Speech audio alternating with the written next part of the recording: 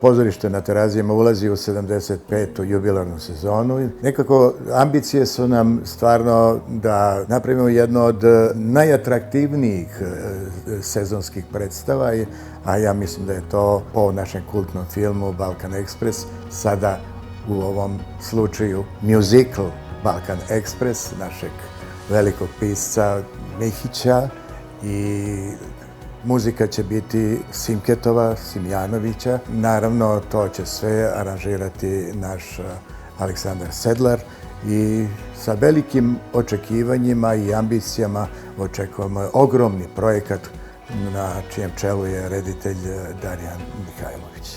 Naše predstave su rasprodate još mjesec dana unapred i jednostavno svi ljudi željni pozorišta na Terazijama, naši fanovi su u ogromnim brojevima, znaju i očekuju svakog mjeseca čuvena imena, čuvene naslove svetskih mjuzikala i to je nešto u stvari što i određuje ovu kuću.